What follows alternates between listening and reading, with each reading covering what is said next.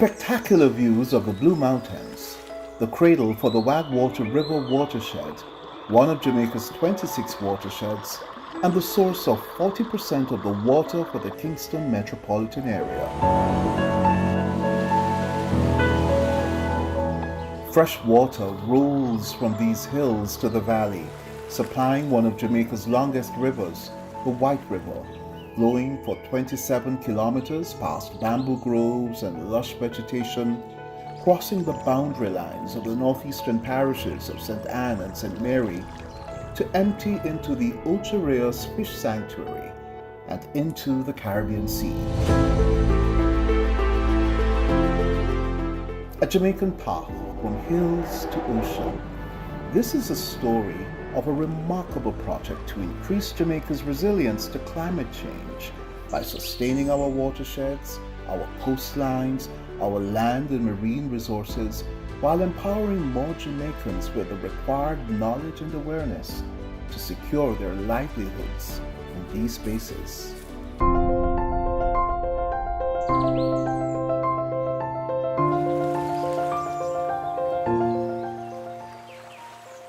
The Hills to Ocean project is funded by the European Union Global Climate Change Alliance Plus in partnership with the Government of Jamaica to the tune of €6 million over 5 years. The project will implement integrated and sustainable landscape and coastal management interventions to tackle the thorny challenges of declining ecosystems, biodiversity loss, land degradation, and the vagaries of climate change affecting vulnerable communities in Jamaica. The project intends to stop erosion in selected watersheds to reduce degradation of important terrestrial habitats, sedimentation of the marine space, loss of soil productivity, and pollution of the rivers and streams for improper waste management. The restorative activities are therefore designed towards building climate resilience and transforming managing capabilities within affected ecosystems and communities. In the lower reaches of the watershed, the flow of the Wagwater River has slowed to a trickle in parts of the picturesque Castleton Botanical Gardens. For Oswald Eyre, a longtime resident of the Wagwater Valley and president of a local NGO working with 17 communities, the Hills to Ocean project is a welcomed addition to the ongoing efforts to restore the watershed. These are two big resources, Castleton Gardens and the Wagwater and its tributaries. In the early days, the Wagwater was most important for fishing, for recreation, for training everybody on the banks of the Wagwater, some 17 to 18,000 persons. By age 10 or so, they will be able to swim. There was a section of the river that we call Deep Hole, very deep, and it retained water. And when rainfall is low, those deep holes will gradually feed the stream with water. And by the time they are exhausted, rain would come again and refill them. All that is gone today. The Hills to Ocean project will directly benefit Castleton Gardens and many other communities and residents who make their livelihood from key economic sectors like agriculture and tourism. There are 3 targeted watershed management units under the project: the Wagwater WMU, including Castleton Gardens, the Rio Nuevo WMU in St. Mary, and the Rio Bueno White River WMU in St. Anne and Trelawney.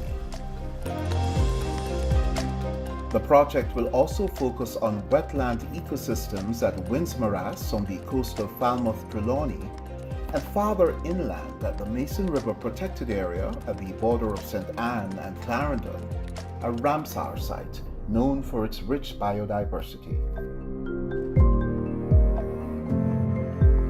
The Hills to Ocean project will also assess the health and distribution of seagrass beds in the Ocho Rios Marine Park Protected Area and at the Helsha Bay and Half Moon Bay Portland Bight Protected Area in St. Catherine and Clarendon. From hills to ocean, the downstream effect of pollution and indiscriminate dumping of solid waste in the White River pose real threats and challenges for Ocho Rios, once a sleepy fishing village, now a bustling town with vibrant tourism and other commercial interests, and the community of fishermen who were there from the beginning. Belinda Collier-Morrow, a diver and chair of the White River Marine Association, which has partnered with the fishermen in the area to run the Ocho Rios Fish Sanctuary, remembers a time when the coral reefs were healthy and the fish were in abundance. This project will definitely help us because we're totally aligned with what this project is doing. When people clear the lands, that's also coming into the river and smothering and getting out to sea, smothering the corals. And you see the river turns brown. You can see it goes for miles out to sea when we've had a big rain. So this project will work to address things like that. Better farming practices that will affect the river. That will in turn affect what we're doing out there.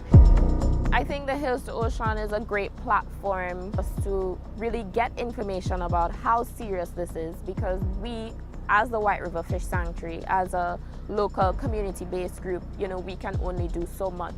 Working in the sanctuary, it's an eye-opening, for it teaches us to care, the bad habits and, the do and the don'ts, If people have an understanding of what their actions do and why it matters, I think that is what is going to make a difference. The Planning Institute of Jamaica is the executing agency of this high-level Hills to Ocean project.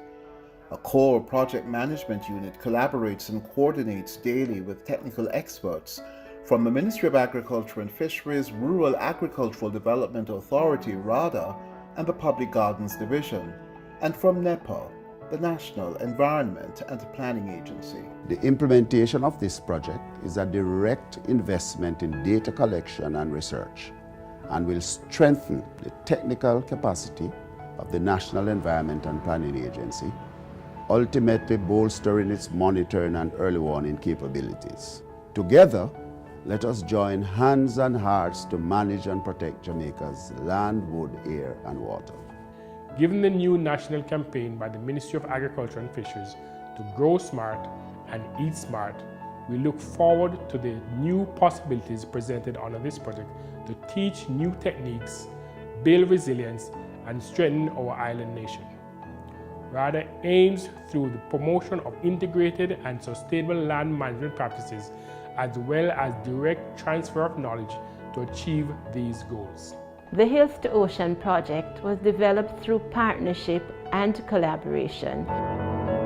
The direct project beneficiaries are members of the communities in the 3 named WMUs, but the entire Jamaican population will benefit from its outcomes. The PIOJ looks forward to continued collaboration with residents, the European Union, and state partners in making this project a success.